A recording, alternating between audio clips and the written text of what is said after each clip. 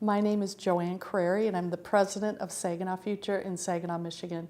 It's a countywide economic development organization, a nonprofit that was formed in 1992. Well, first of all, our organization was created to diversify our economy, and so every day I keep that goal in front of us. There are 9 staff members, and we have about a $1.3 million budget, and we focus on retaining businesses, expanding, helping them expand, finding tools and solutions to help them create a business case so that they can expand in our county and also attract new businesses to our area. Well, I was born in Michigan, but I've lived in my current location the longest in my life.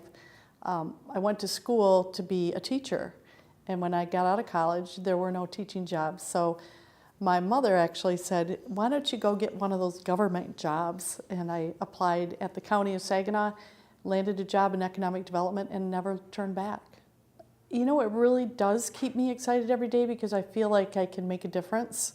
And it's so fulfilling when you drive by a company and see a new business or a building that had been shuttered that's now full of life, and you've made a difference in helping people have a place where they can make a living and raise a family.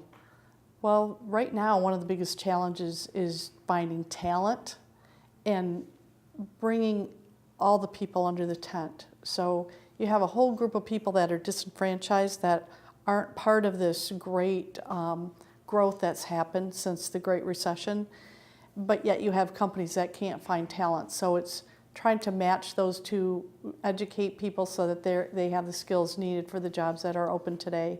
That's a huge challenge.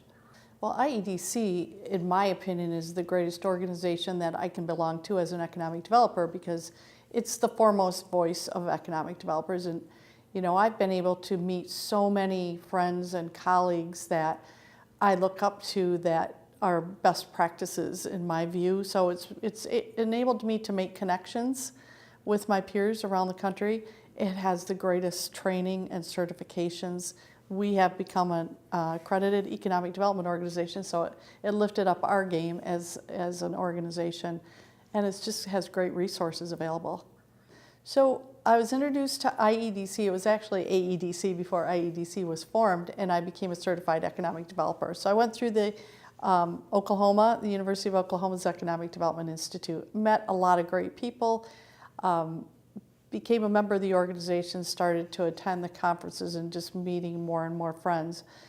But through that and through some of the mentors that I've met, I was encouraged to join the board, which I did in 2006, and eventually became chair of the organization, which was such an amazing honor and also a great opportunity to interact with the staff at the IEDC. As the chairman of IEDC, first of all, I think, you know, we have an outstanding organization. Jeff Finkel is a great leader and the staff does a great job. It can really run itself, but they've allowed many of us to come in and try to push the organization to a higher level. One of the coolest things that we did was form the Economic Development Research Partners, where now about 60 organizations in the United States pay extra money. We get memberships in the organization, but we also pay extra money that's used for research. We help drive that research. So those things that we think are key issues that our country is facing, and actually our world is facing, that we can provide research on, look at best practices, and then issue that for our membership to become better and raise our game. I've had a lot of mentors and role models.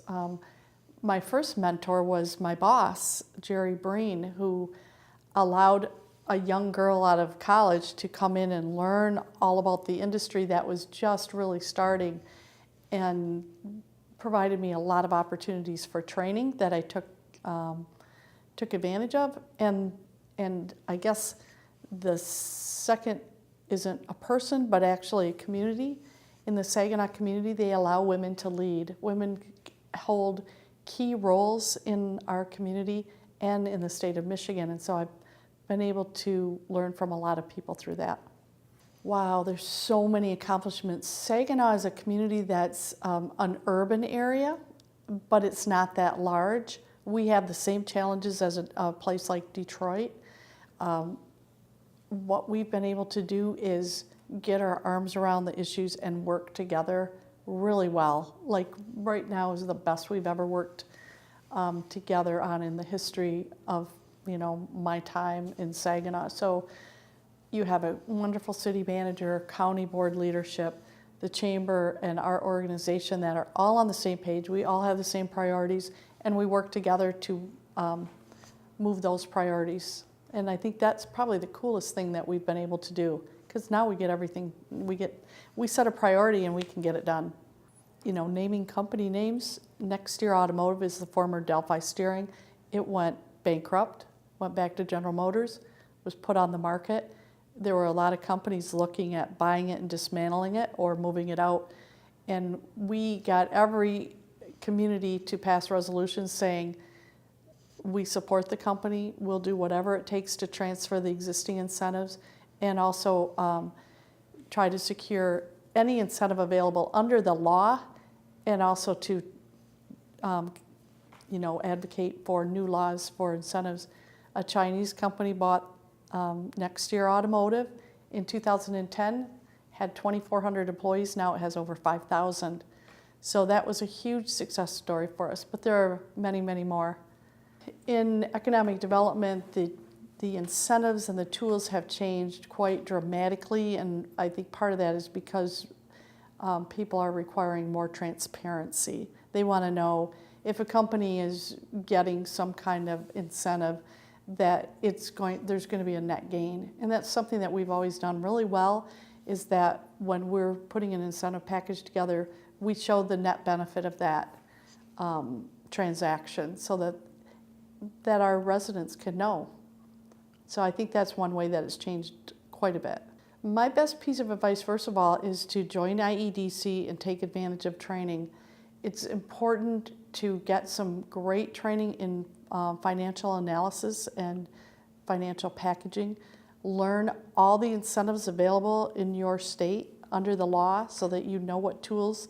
You have to know solutions if you're going into a company and listening to their plans for expansion and their barriers to growth. You have to have some solutions to provide, or you're not going to add value. So take advantage of training and listen to what that company says as to some of the challenges and barriers they have to growth, and then find a way to address those. Our priorities are in both places. First of all, we are very metrics focused, so we know how many retention visits that we're going to make, how many trade shows or prospects and leads and proposals that we're going to be delivering. So that's important, because you have to show a return on investment for the contributions that companies make and that your local governments give you. At the same time, governments have less resources to work with, so they have less staff. They're looking to our organization to provide leadership in developing a quality of place. So we have a whole nother set of initiatives that we're responsible for more and more every day that sometimes it gets to mission creep, so you have to be very careful that you're focused and that you can manage both. One-on-one transactions with companies, and then overall development improvement of your community. I knew it when our governor at the time started a statewide economic development program and was funding it, and I was offered a teaching job at the same time, teaching business law, and I had to weigh those on the path I was going to go down, and I was having so much fun in economic development that I decided to take that as my career path, and I never looked back. I love it. Every day I still do. I can't imagine not doing this for the rest of my life. This is a landmark time. It's amazing that economic development has been here for 90 years. I just want to congratulate all of my colleagues and encourage you to stay involved in economic development. Try to identify those people with opportunities to come into the industry and then help them grow. I think the future is bright for economic development because local communities are dealing with less and less resources, and they're looking to economic developers to be the leaders in the community, not only transactionally with one deal at a time, but overall to address some of the challenges. So it's a lot of fun, and I just see it's going to be around for a long, long time. So it's been kind of a tradition that when you step in as chair, you try to select a priority for the year that you want the organization to focus on. And mine last year was in equity and social opportunity is really what it is. What I saw was that you had a whole group of people that were disenfranchised, but yet you had companies that were expanding that needed talent. And it's really, we're trying to give a compelling reason why economic developers and communities can care, but we're doing a great research, an in-depth research paper on the topic, and also some best practices around the country that could be instituted by economic developers. But it's really just a way of giving back and having a bigger tent and really focusing on inclusion. I think it's going to be important for our workforce, and it's important to our country going forward. So our economic development research partners are doing an in-depth research paper on inequity and social opportunity, and we're looking at some of the causes, but not really focusing on those, more of the opportunities, best practices, and what the outcomes could be. We believe that issuing that paper in September is going to be important because there might be some policy recommendations for this next administration, and also give our members many different ways of being able to address it. For example, in Saginaw, one of the things that we've done is created 1,000 jobs for people that are chronically unemployed, the at-risk youth, former nonviolent offenders, and veterans. And we've created mentors and coaches for those people. Their retention rate is actually better than a typical employee, and it's just been very successful. So it's called Community Ventures, and it's a program that we want to offer to everyone in the country because it's easy to implement.